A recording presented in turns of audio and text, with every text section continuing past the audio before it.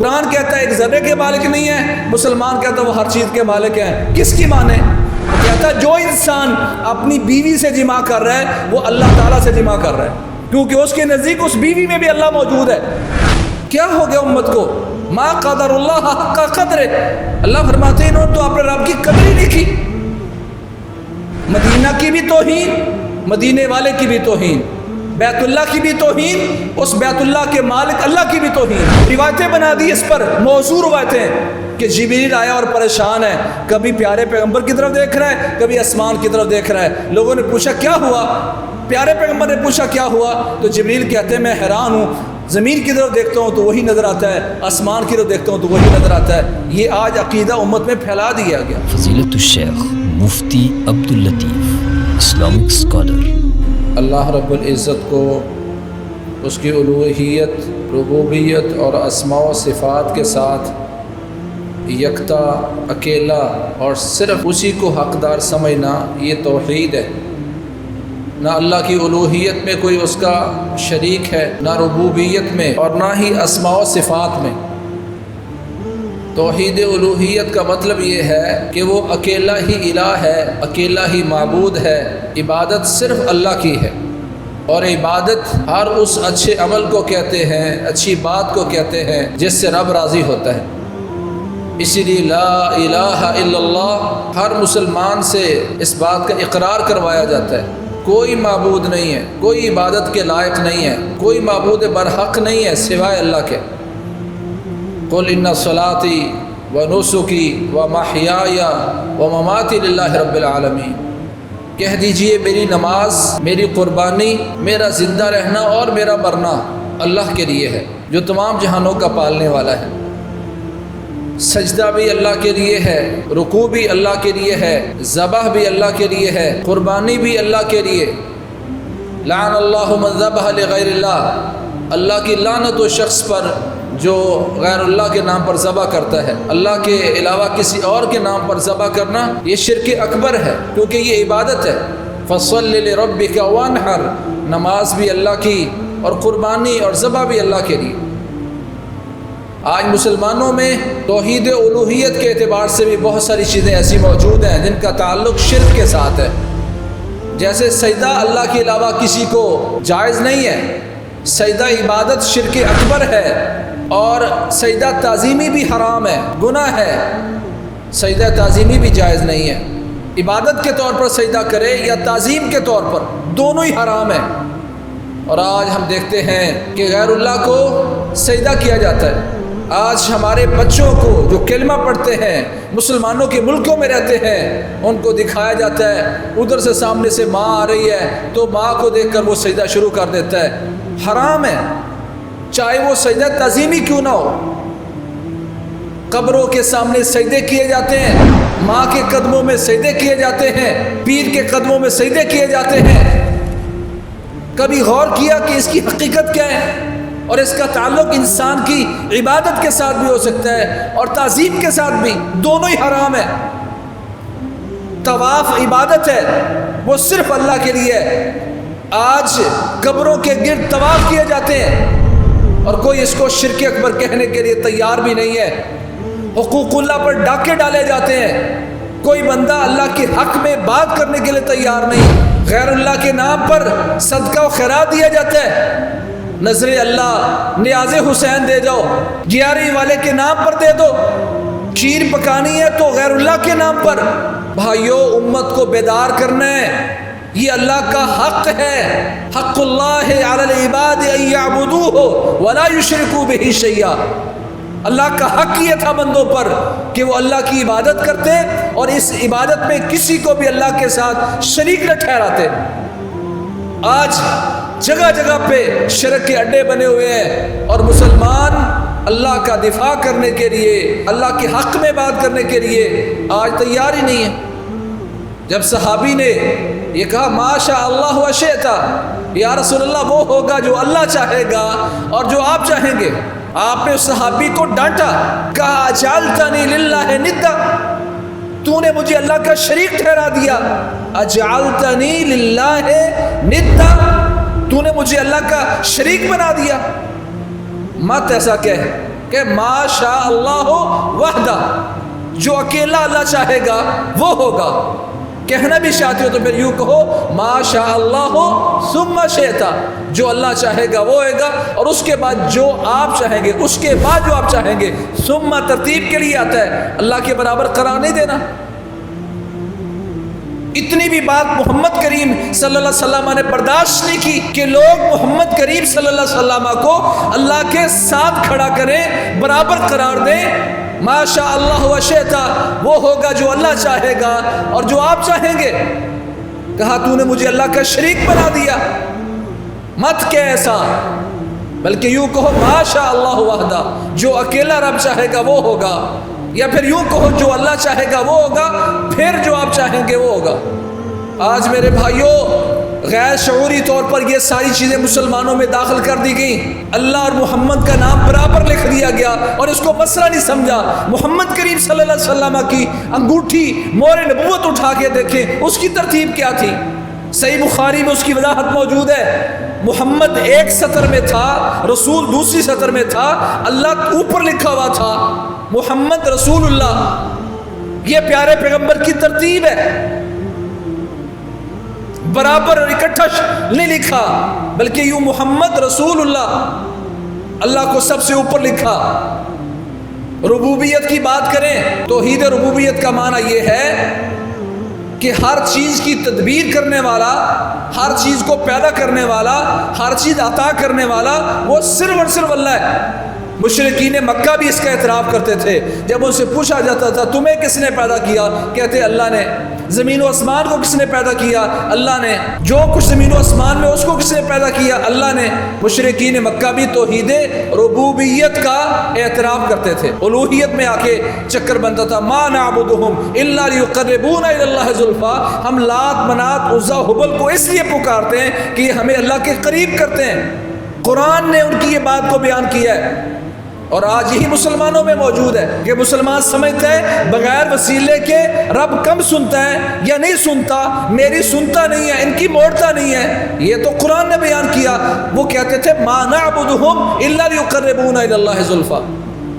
کہیں قرآن مجید میں اللہ نے مشرکین مکہ کا یہ قول بیان کیا، کہتے ہیں ہؤلاء شفعاؤنا عند اللہ، یہ لات منات عزا حبل ہمارے اللہ کے سفارشی ہیں۔ یہ تو وہ بھی کہتے تھے، پر اللہ نے اس کو شرک قرار دیا ہے۔ آج مسلمانوں کا عقیدہ بن گیا فلاں جگہ جانے سے رزق ملتا ہے، فلاں جگہ پہ جانے سے بیٹا ملتا ہے، فلاں کام ہو تو فلاں جگہ جاؤ۔ اور بھائیوں، محمد کریم صلی اللہ علیہ وسلم کی حدیث کہاں سے شروع کریں؟ صحیح بخاری میں، صحیح مسلم میں، سنن ابی داؤد میں، ترمذی، نسائی، ابن ماجہ میں، ساری کتب میں پیارے پر فرماتے لا تشد الرحال الا الى ثلاثه مساجد، لوگوں کبھی بھی اپنی سواریوں کو نہ دوڑانا سوائے 3 جگہوں کے۔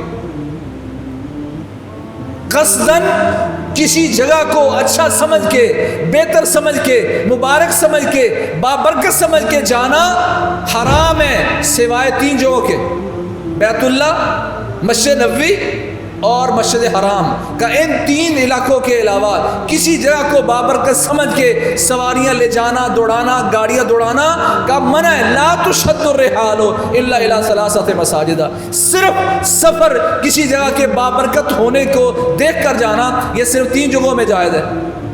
آج گاڑیاں جا رہی ہیں، کوئی سندھ جا رہی ہے، کوئی کوٹ پٹھن جا رہی ہے، کوئی لاہور جا رہی ہے۔ بھائی کیوں؟ پیارے پیغمبر کی حدیث امت کو بھول گئی۔ بھائی آپ بھی تو موٹر سائیکل دوڑاتے ہیں نا فلاں مسجد کی طرف جانے کے لیے، آپ جمعہ سننے جاتے ہیں تو آپ گاڑی نہیں دوڑا کے جاتے۔ یہ قیاس مال فارق ہے۔ کوئی بندہ بھی کسی مسجد میں اس لیے نہیں جاتا کہ یہ مسجد اس مسجد سے زیادہ بابرکت ہے، یہ ضرورت ہے۔ وہ تو آپ اپنے کاروبار کے لیے بھی جاتے ہیں، اسلام نے اسے منع نہیں کیا۔ کسی جگہ کو بابرکت سمجھ کے جانا صرف 3 جگہوں اور 3 علاقوں کے لیے جائز ہے، اس کے علاوہ بالکل جائز نہیں، اسلام نے منع کر دیا۔ اللہ فرماتے ہیں یا ایھا الناس ضرب مثل فاستمعوا لہ، لوگوں مثال بیان کی جانے لگی ہے، فاستمعوا لہ، اس کو غور سے سنو، دھیان سے سنو۔ ان الذین تدعون من دون اللہ، اللہ کے علاوہ جس کو بھی تم پکارتے ہو، جس سے دعا مانگتے ہو، جس کے سامنے التجا کرتے ہو، وہ ایسے ہیں لن یخلقوا ذبابا ولا اجتمعوا لہ، وہ سارے اکٹھے ہو جائیں. ایک اللہ ہے اور اللہ کے علاوہ ساری چیزیں من دون اللہ میں داخل ہیں. اللہ نے ساری دنیا کو کہا اللہ کے علاوہ جس کو بھی تم پکارتے ہو وہ سارے کے سارے مل کر لن یخلقوا ذبابا ولا اجتمعوا لہ. سورہ حج میں اس آیت کو جا کے ضرور کھولیے گا، سینہ ٹھنڈا ہو جائے گا. اللہ کہتے ہیں اللہ کے علاوہ تم جس کو بھی پکارتے ہو لن یخلقوا ذبابا، وہ ایک مکھی پیدا نہیں کر پائیں گے. لن یخلقوا، ہرگز ہرگز پیدا نہیں کر سکیں گے. ذباباً، ایک مکھی بھی، ایک مکھی پیدا نہیں کر سکتے. ولا اجتمعوا لہ، چاہے ساری دنیا بھی جمع ہو جائے وہ ایک مکھی نہیں پیدا کر سکتے. آج مسلمان عقیدہ رکھتا ہے فلاں جگہ سے جانے سے فلاں بیٹا دے دیتا ہے، رزق دے دیتا ہے. اللہ نے عقیدہ سمجھایا رب العالمین، اسی لیے کہا جاتا ہے الحمدللہ رب العالمین، کہ زبان سے نکالے کہ سارے جہانوں کو پالنے والا رب وہ اکیلا اللہ ہے. رب کا معنی پالنے والا، تدبیر کرنے والا، خالق، مالک، ہر چیز دینے والا. رب میں ہر چیز تدبیر والی موجود ہے. الذی خلقکم ثم رزقکم ثم یمیتکم ثم یحییکم هل من شرکائکم من یفعل من ذلکم من شیء. اللہ کہتا ہے اللہ وہ ذات ہے جس نے تمہیں پیدا کیا، پھر تمہیں رزق دیا، پھر تمہیں زندگی دی، پھر تمہیں مارا، پھر تمہیں زندگی دی. کہا هل من شرکائکم من یفعل من ذلکم من شیء، تمہارے شریکوں میں کوئی ایک ایسا ہے جو یہ کام کر کے دکھا دے. حل من شرکائکم من یفعل من ذلکم من شیء. قرآن مجید کی آیت واضح ہے. اللہ نے سوالی انداز میں پوچھا تمہارے شریکوں میں جن کو تم مانتے ہو، جن کے سامنے التجائیں کرتے ہو، وہ ان میں کوئی ہے؟ چار چیزیں بیان کی، پیدا کیا، رزق دیا، موت دی، زندگی دی. کوئی ہے جو یہ کام کر کے دکھائے؟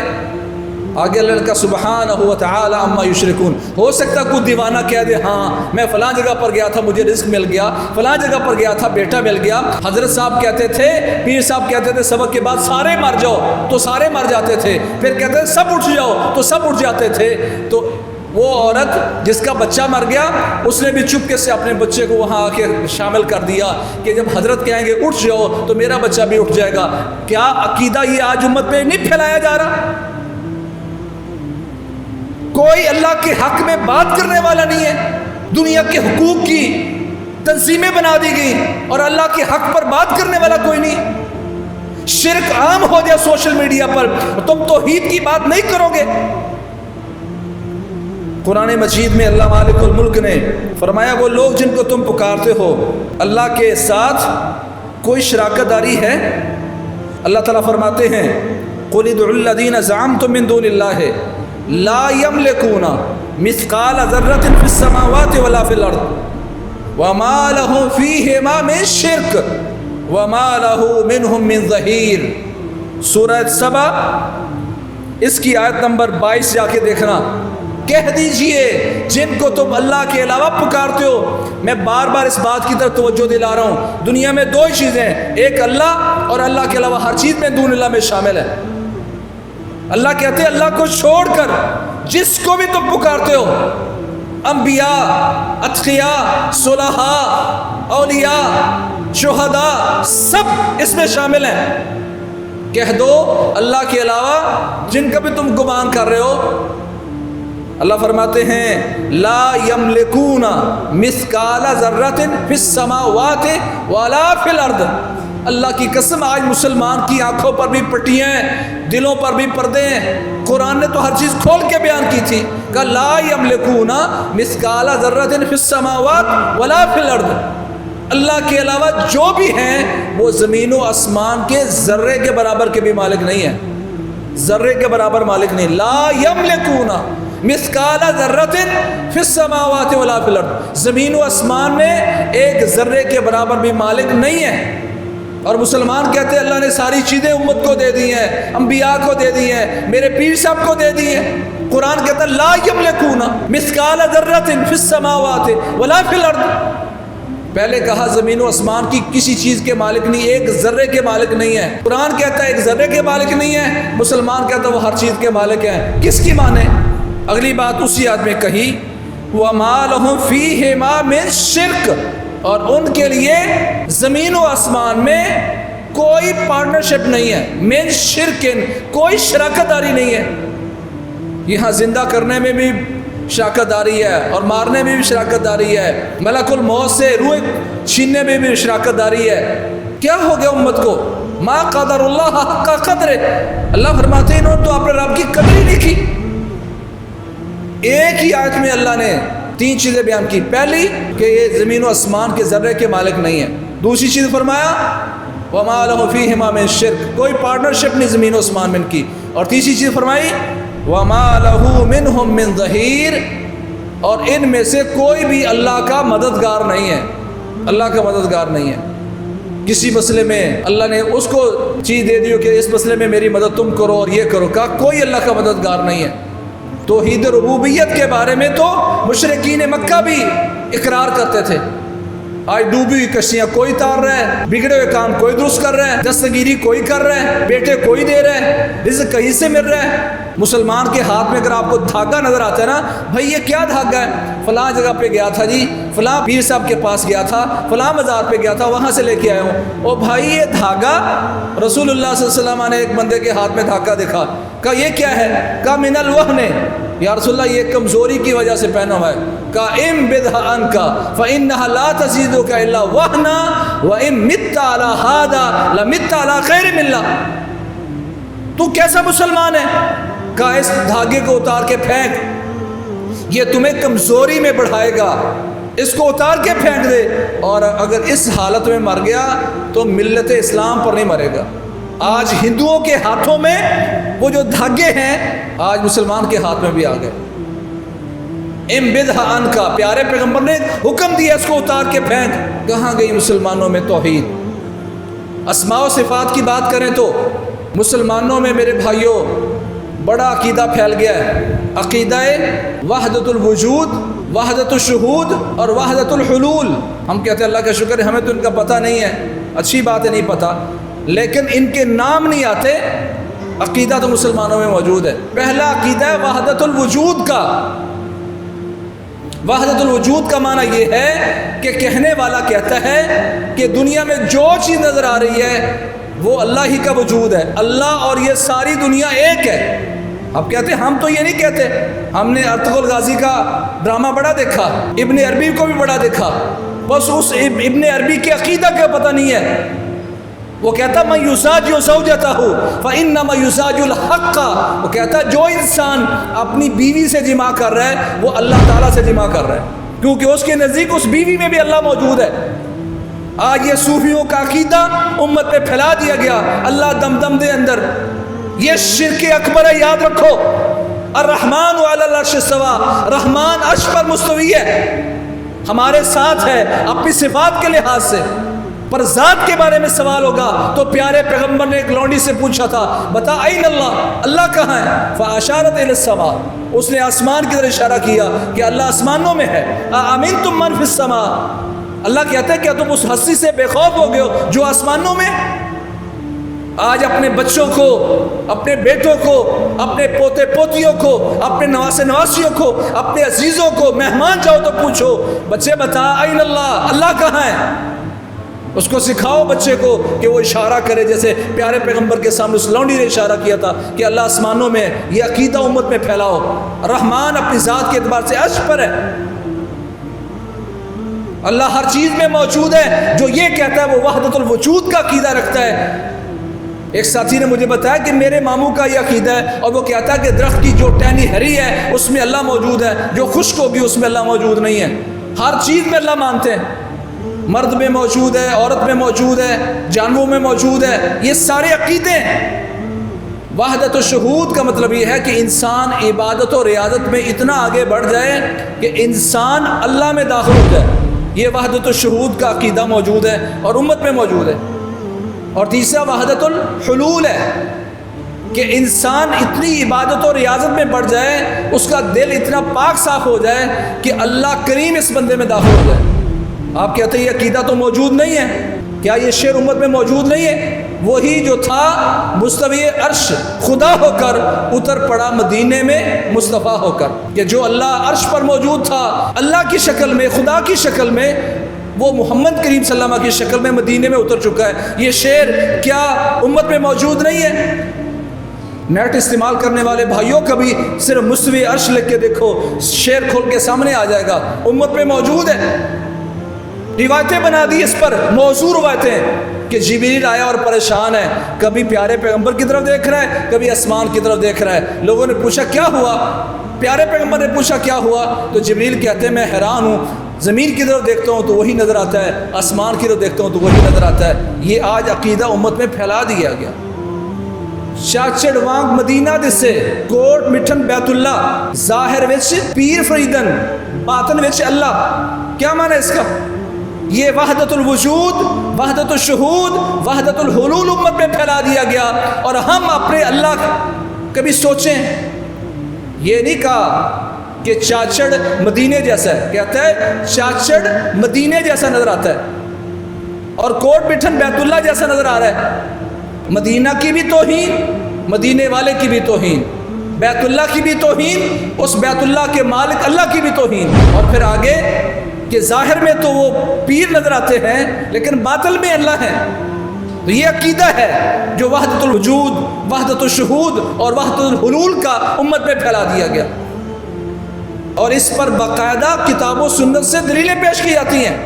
اصرار اس پر، ایک تو کہتے ہیں نا غلطی ہوئی، میں اگر علماء کے بڑے بڑے علماء جو فوت ہو گئے ہیں کتابوں میں ان کی باتیں موجود ہیں، نام لیے بغیر اگر بات کروں تو ایک لونڈی لائے گی جس نے زنا کیا، تو کیا اس لونڈی نے زنا کیا ہے؟ کہا چھوڑو، کرنے والا کون اور کروانے والا کون؟ اگر یہ عقیدہ امت میں پھیل جائے اور اللہ کے حقوق کی بات نہ کی جائے تو میں سمجھتا ہوں یہ ناانصافی ہے۔ بھائیو اس عقیدے کو سمجھیں، عقیدت اور عقیدہ دو لازم و ملزوم چیزیں۔ اولیاء کی عزت کرنا لازمی ہے، اللہ اولیاء اللہ پر کروڑوں رحمتیں فرمائے، ان میں سے کسی نے کبھی کسی کو نہ شرک کی دعوت دی ہے، نہ اپنی عبادت کی دعوت دی ہے، نہ اپنی قبر پر آنے کی دعوت دی ہے، نہ وہاں کھڑے ہو کے التجا کرنے کی اپیل کی ہے۔ وَمَنْ أَضَلُّ مِمَّنْ يَدْعُو مِنْ دُونِ اللَّهِ مَنْ لَا يَسْتَجِيبُ لَهُ إِلَى يَوْمِ الْقِيَامَةِ وَهُمْ عَنْ دُعَائِهِمْ غَافِلُونَ وَإِذَا حُشِرَ النَّاسُ كَانُوا لَهُمْ أَعْدَاءَ وَكَانُوا بِعِبَادَتِهِمْ كَافِرِينَ۔ قرآن نے تو بیان کیا قیامت کے دن یہ سارے اولیاء اللہ انکار کریں گے، یا اللہ ہم نے ان کو کب کہا تھا کہ ہمیں آ کے پکارو، ہمارے وسیلے بناؤ، تمہاری سنتا نہیں، ہماری موڑتا نہیں، ہم نے کب کہا؟ یہ عقیدہ اس وقت امت میں پھیلا دیا گیا ہے۔ اسی لیے میں بار بار اپنے بھائیوں کو کہتا ہوں اللہ کے لیے توحید پڑھیں، سنی سنائی نہیں، توحید پڑھیں۔ توحید کے حوالے سے کوئی کتاب آپ کے گھر میں موجود ہو تاکہ آپ کو اللہ کا فَاعْلَمْ أَنَّهُ لَا إِلَهَ إِلَّا اللَّهُ، اللہ کہتا ہے تمہیں پتہ ہونا چاہیے کیا معنی ہے لا الہ الا اللہ کا۔ ہم نے لا الہ پڑھ تو لیا پر علم نہیں ہے، علم بھی ضروری ہے۔ وہ نبی محمد کریم صلی اللہ علیہ وسلم جو کہتے ہیں انی اعلمکم باللہ، لوگوں میں تم میں سے سب سے زیادہ اپنے اللہ کو جاننے والا ہوں۔ اللہ نے اس نبی کو کہا فَاعْلَمْ أَنَّهُ لَا إِلَهَ إِلَّا اللَّهُ، میرے نبی تمہیں پتہ ہونا چاہیے کیا معنی ہے لا الہ الا اللہ کا۔ بھائیو یاد رکھو توحید اتنی بڑی نعمت ہے اور اتنی بڑی عبادت ہے اور اتنی بڑی نیکی ہے کہ توحید کے ہوتے ہوئے انسان کے جتنے بھی گناہ ہوں آخر کار انسان توحید کی برکت کی وجہ سے ہمیشہ ہمیشہ کے لیے جنت میں چلا جائے گا۔ جہنم میں بھی گیا تو آخر کار توحید کی برکت کی وجہ سے جہنم سے نکل کر ہمیشہ ہمیشہ کے لیے جنت میں آ جائے گا۔ اور شرک ایک ایسی لعنت ہے اور اتنا کبیرہ گناہ ہے کہ اس کے ہوتے ہوئے انسان کبھی جہنم سے نکل ہی نہیں پائے گا۔ ان اللہ لا یغفر ان یشرک بہ ویغفر ما دون ذلک لمن یشاء، شرک کبھی معاف نہیں ہوگا۔ اس لیے سمجھنا چاہیے توحید کیا ہے اور شرک کیا ہے، اور یہ سمجھ کر پھر امت کی بھی رہنمائی کرنی چاہیے۔ اللہ کریم ہمیں، ہماری اولادوں کو، عزیز و اقارب کو، مسلمانوں کو ایک سچا موحد بننے کی توفیق نصیب فرمائے، اور لوگوں کو مشرک مشرک مشرک کہنے کی بجائے اللہ امت کی اصلاح کرنے کی توفیق دے، دلائل سے اللہ ان کی اصلاح کرنے کی توفیق نصیب فرمائے۔ فاقول قولی ھذا واستغفر اللہ۔ خیر کی بات آگے شیئر کیجیے اور اپنے لیے صدقہ جاریہ بنائیے۔